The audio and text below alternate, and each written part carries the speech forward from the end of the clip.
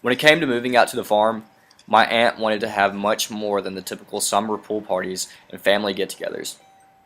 She wanted to do something with the land that was productive, something that would give back to the farm that had given her so much as a child. She didn't just want to make sure that the land was in better condition.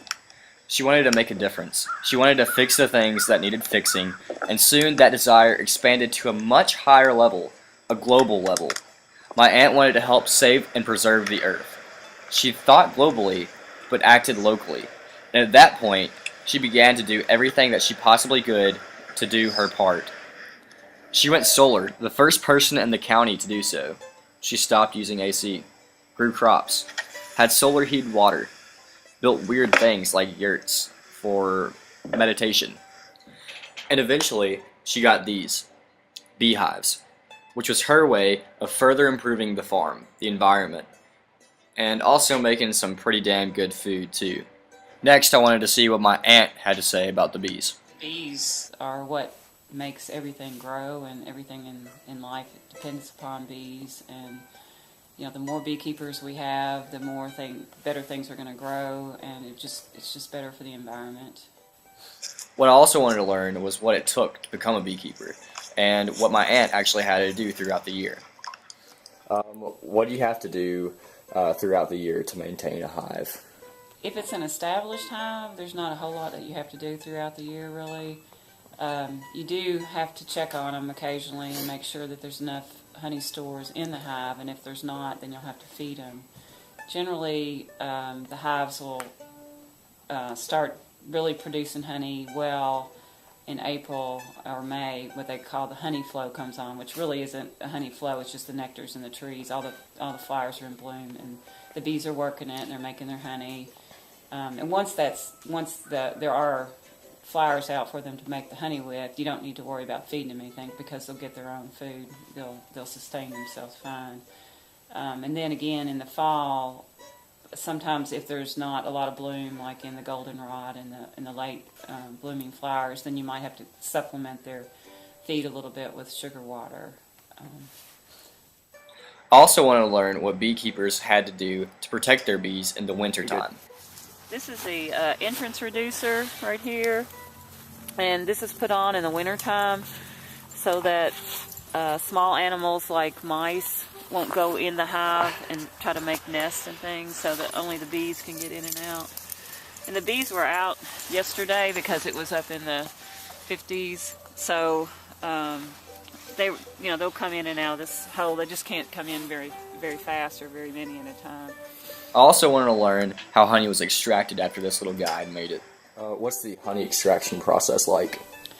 It's not that difficult, really, and usually my father and I do it together. First of all, you don't want to take too much honey out of the hive. The bees need to have the bottom two boxes for their honey, for their stores, and for where they raise the baby bees. So it's only the extra boxes of honey that you'll take off the hives. And you take the frames out of the box and you put them in what's called an extractor. It's a centrifuge extractor, and it spins them really fast and throws the honey out into this tub that it sits in. And then you drain the honey out of the tub, and you can filter it. You don't have to filter it.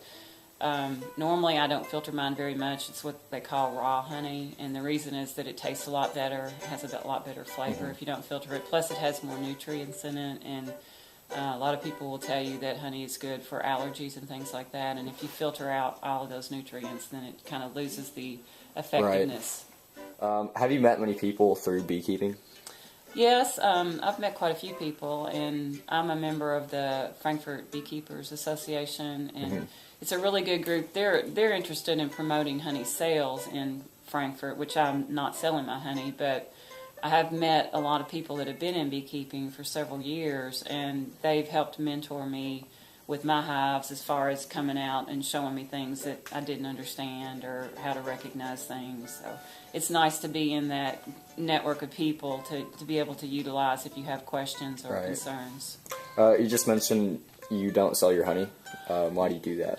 No, I don't sell the honey because I feel like the bees made the honey. I didn't make it. And I just prefer to give it away to my family and to friends, and I'm not interested in big time honey production. I just want a few hives and just enough to help the farm out a little bit, Right. and have some to give to family and friends. And I feel like if I ever sell that first jar of honey, then I'll have to sell to anybody that asks me. And Right. this way, I can be selective about just giving it away. And we haven't, at this point, we haven't gotten that much honey each year. So. Gotcha.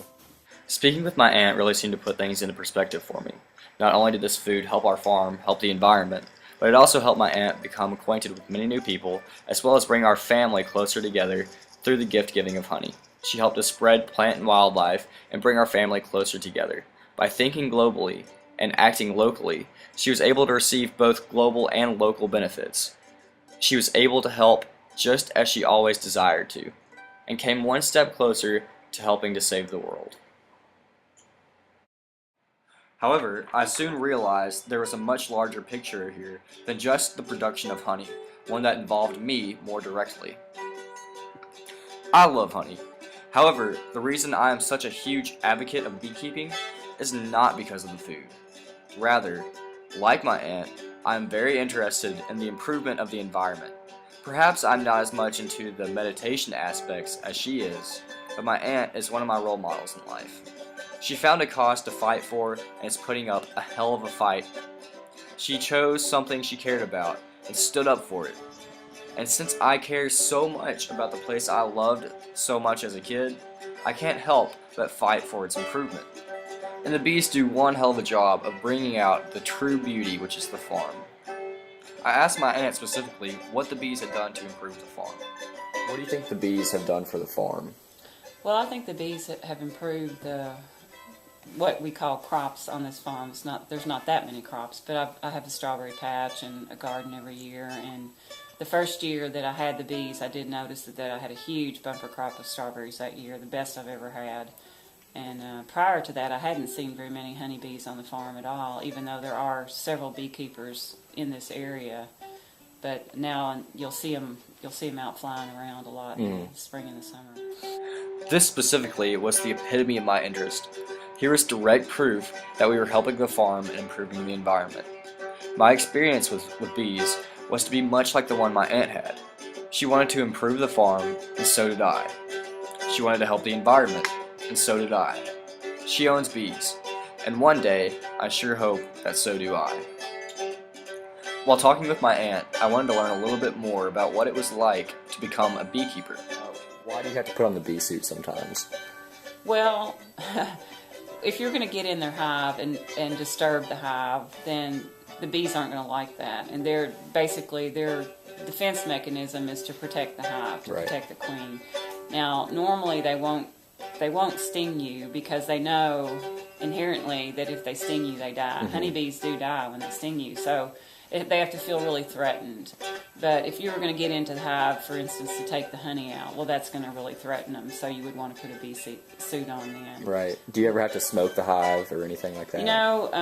When I was taught how to do the beekeeping, they told me I should smoke the hives whenever I'm getting ready to get into it. But generally what I found is that the bees are calmer if you don't smoke the hives. Even though smoking, it does calm them down. Initially, I guess it makes them upset after the fact. And so when you come back with a smoker, then they're going to be all fired up. Right. So because when I extract the honey, I do it in the fall. Now, a lot of beekeepers will take honey off twice a year in July, around the 4th of July, and then sometime around October. But I just leave on the honey for the entire year and take it off once in October. And at that time, the bees have already kind of settled into the hive because the temperatures are cooler. They're not flying around as much. They're not as excitable. And so it's just easier on you to extract it at that time of year, too. Okay. When you're winterizing the hives, besides putting the entrance reducer on, is you'll lift the hives. I take the concrete blocks off and just kind of lift up on it to see how much it weighs. And you should have like between 70 to 100 pounds of honey left in the hives for the bees. So you just kind of guesstimate, of the weight of it. And if you have enough honey left in there, then they'll be able to survive through the winter into the spring. Now that I knew more about what beekeeping entailed, it came time for me to really analyze why exactly we didn't sell our honey, and why, in the long run, I would probably do the same thing. Honey production for our family isn't about profit. It's not about making money or getting our honey famous or being featured on the Food Network or in a book by Calvin Trillin. Essentially, it's not even about the food, which is only a byproduct of the honey's true purpose, a purpose that lies solely within the bees' work. The purpose is in the improvement of the farm, which the bees do. We're spreading wildlife, plant life, and creating a better place for people, animals, and plants to coincide. Becoming Captain Planet and saving the Earth by fighting all the environmentally unfriendly people in the world was never the goal of my aunt or my family. However, doing her small part to contribute to the whole and spreading messages of doing what you can, even if what you can is small, is her goal. Rather than one person doing everything to save the environment, she promotes and encourages everyone to do something, which, in the end, will contribute a great amount towards the revival of the quickly dying quality of the Earth's environment. And the honey that she produces is a symbol of the message that she wishes to send, and ultimately serves as the message itself. By creating honey and making it unavailable to most people, she is able to convey that Mahoney bees say, "Hey, our family is doing our part. It's not very difficult, and it comes with some pretty awesome perks too. Your family should do the same." Along with this, not selling our honey should be the inspiration for other families to pick up beekeeping and honey production. This would give them the opportunity to both help their land and simultaneously taste what the land has to offer, and also improve upon that offer. Beekeeping and ultimately saving the environment are essentially just as much networking, inspiration, and communication as is the action of completing these tasks themselves. Through beekeeping, we try to show that saving the environment is not a one-for-all effort, rather that it is an effort by all for one purpose: to see improvement in the place that we call home.